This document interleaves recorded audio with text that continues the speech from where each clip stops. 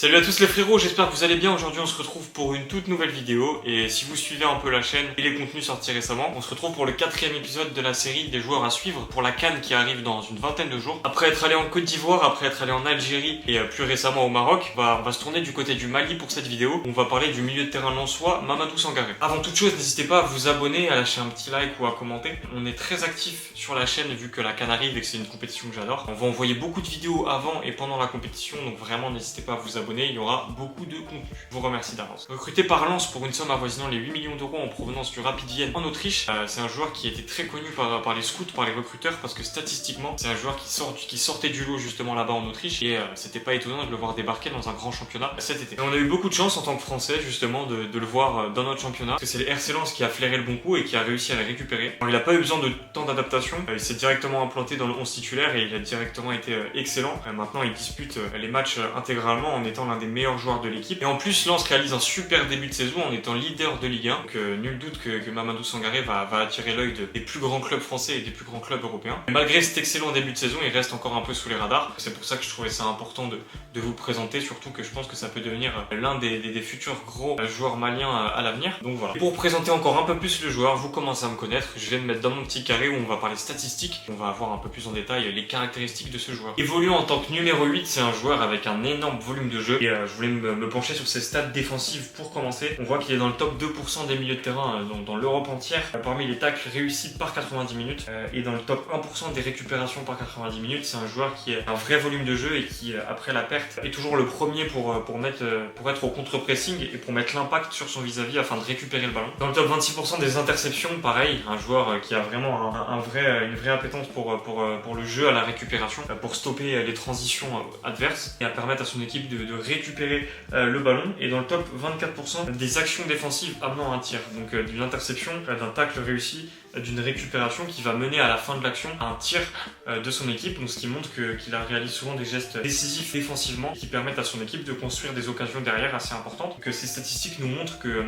c'est un milieu qui a une vraie qualité défensive, qu'il aime énormément récupérer les ballons et qui c'est l'un des premiers joueurs sur le porteur adverse. Et c'est vraiment l'une de ses caractéristiques principales, un joueur qui met beaucoup d'impact et qui multiplie les efforts pour récupérer le ballon et pour ensuite permettre à son équipe de faire progresser le jeu. Et sur mes stats balle au pied, on voit que c'est un joueur qui n'a pas de mal à se défaire des situations compliquées aussi balle au pied. On voit qu'il est dans le top 13% des fautes obtenues, c'est une caractéristique que j'ai remarqué aussi très rapidement avec lui. C'est un joueur qui a une vraie facilité pour protéger son ballon, un vrai coffre qui le rend compliqué d'intercepter le ballon, donc les adversaires font des fautes souvent pour récupérer parce que voilà, c'est pas facile de le récupérer le ballon quand il est dans ses pieds. Un joueur qui est dans le top 6% des dribbles réussis, il a aussi une facilité à se sortir de situations parfois complexes au milieu de terrain pour casser des lignes balle au pied ou pour éliminer des vis-à-vis en 1 contre 1 ou parfois en 1 contre 2. Il arrive à s'en sortir assez facilement avec une belle qualité balle au pied. Il est dans le top 19% des expected goals hors penalty. C'est un joueur qui a déjà marqué un but en Ligue 1 et c'est un joueur qui aime beaucoup tenter, notamment de loin. Il arrive à se créer des occasions et je pense qu'on le verra marquer d'autres buts dans la suite de la saison. Il est dans le top 13% des passes longues réussies par 90 minutes.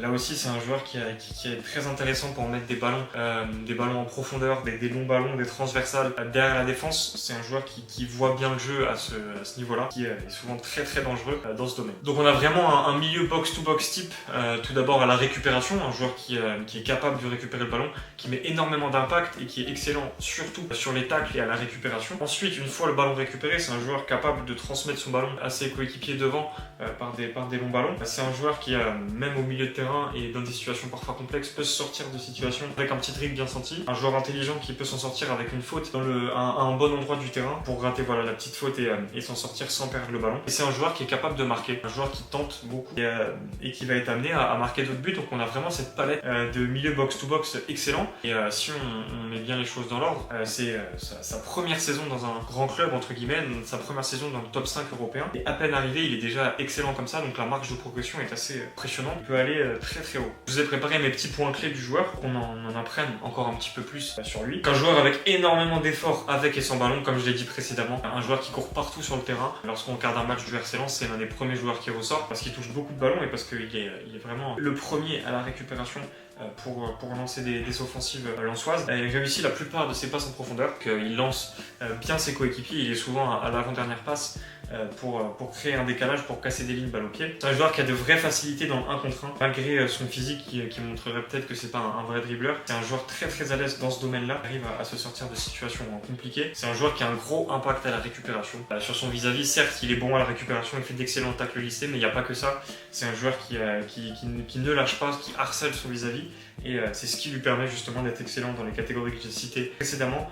Qualité de tacle supérieure à la moyenne, ça c'est vraiment frappant quand on regarde un match de joueur, et même statistiquement ça ressort très largement. Au vu de son positionnement et au vu de ses qualités défensives, on pourrait pas le dire comme ça, mais c'est un joueur qui touche beaucoup de ballons dans la surface adverse, donc c'est aussi intéressant et ça montre son déplacement en tant que milieu box-to-box entre guillemets. Il a un énorme volume de jeu, donc ça se rejoint on va dire, et une grosse qualité physique, comme je l'ai dit sur tous mes points précédents, l'impact à la récupération, la facilité à conserver son ballon, à protéger son ballon pour gratter une faute. Voilà, c'est un joueur qui a un vrai coffre. Et en seul réel point noir pour l'instant, c'est les déchets dans ses transmissions. Parfois on voit qu'il rate des passes assez simples entre guillemets, et c'est dommage, hein. Bien évidemment c'est des défauts qui s'effacent avec le temps, on espère. On va lui laisser un peu de temps, je pense, vu déjà tout ce qu'il nous montre, qu'on est déjà sur un joueur excellent. Ça reste un jeune joueur, on va voir son rôle avec l'équipe du Mali. Et aucun doute que ça va devenir l'un des tout meilleurs joueurs maliens de cette nouvelle génération. J'ai hâte de voir son impact sur la compétition, mais en tout cas je vous conseille de suivre de très près ce joueur, et moi perso j'ai hâte de voir ses performances en espérant que ce soit le meilleur, que je le souhaite à tous les Maliens qui regardent. J'espère que vous en aurez appris un petit peu plus sur le joueur. En tout cas nous, comme je vous l'ai dit au tout début de la vidéo, on se retrouve très prochainement pour une prochaine vidéo. J'espère que vous passerez une bonne semaine, un bon week-end, et on s'attrape bientôt. Salut à tous.